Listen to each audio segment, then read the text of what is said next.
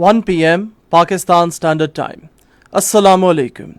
This is Radio Pakistan. The news read by Salman Tahir. First, the headlines.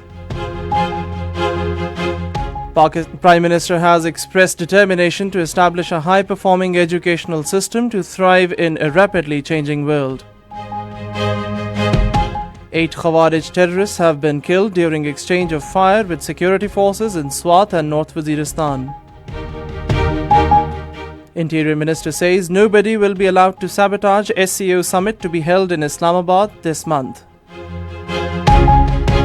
In Indian illegally occupied Jammu and Kashmir, occupation troops in their fresh act of state terrorism have martyred 2 youth in Kupwara district. And now the news in detail. President Asif Ali Zardari and Prime Minister Mohammad Shehbaz Sharif in their messages on Teachers' Day have expressed commitment to improve education system. In his message, the President said there is a need to increase investment in capacity building and professional development of teachers. He said the teachers are the architects of any society as they help nurture young minds. The Prime Minister in his message expressed the determination to establish a high-performing educational system that empowers both the students and the teachers to thrive in a rapidly changing world. He said a country's development is intrinsically tied to the education of its people. 6 Khawarij have been killed by security forces in Spinwam area of North Waziristan. According to ISPR, during the intense exchange of fire, Lieutenant Colonel Muhammad Ali Shaukat, a brave officer who was leading his troops from the front, fought gallantly and embraced martyrdom along with his 5 men.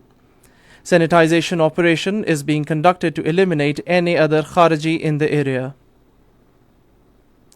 Meanwhile, 2 Khawarij terrorists were killed including their ring leader Ataullah alias Mehran in a joint intelligence-based operation in Charbagh area of Swat. 1 Khariji was apprehended in injured condition.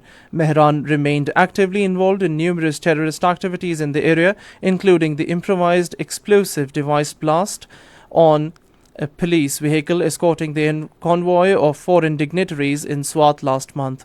The ISPR in its statement has reaffirmed determination to wipe out the menace of terrorism from the country. Prime Minister Shehbaz Sharif has commended security forces for successfully eliminated 6 Khawariji terrorists in Spinwam area of North Waziristan. In a statement, the Prime Minister paid tribute to Lieutenant Colonel Muhammad Ali Shaukat and 5 other soldiers for embracing martyrdom while valiantly fighting the terrorists. The Prime Minister prayed for the elevation of martyrs' ranks and expressed condolences with their families. Interior Minister Mohsin Naqvi has emphatically stated that nobody will be allowed to sabotage the SCO summit to be held in Islamabad this month. Speaking to media persons in Islamabad today, the Interior Minister said he is in constant touch with the Prime Minister. He mentioned that the Army and FC have been deployed in the capital and that maximum deployment of security personnel has been completed. The Interior Minister regretted that the protest led by the Chief Minister of Khyber Pakhtunkhwa fired on police personnel in addition to using tear gas. The second phase of the China-Pakistan Economic Corridor has been started with the signing of several new agreements between Pakistan and China, particularly in agriculture and industry. These agreements are aimed at improving the quality productivity of agriculture and industrial sectors. Pakistan's International Innovation Park Limited and China National Cereals, Oils and Foodstuffs signed an agreement worth $400 million in the agricultural sector in Beijing. Under this agreement, many Pakistani products will get duty-free access to the global market. A memorandum of understanding has also signed for digital transformation and supply chain optimization in 200 textile factories to enhance cooperation in the textile sector. In Indian illegally occupied Jammu and Kashmir, occupation troops in their fresh act of state terrorism have martyred 2 youth in Kupwara district. According to Kashmir Media Service, Indian troops martyred 2 youth in extrajudicial during a cordon and search operation in Gugaldhar area.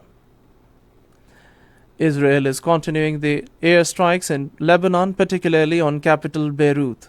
A blast was heard and smoke was seen over Beirut's southern suburbs early this morning. It comes after the Israeli army warned the residents of a southern suburb of Beirut to leave the area. The death toll in Israeli strikes on Lebanon has reached over 2,000, including 127 children and 261 women.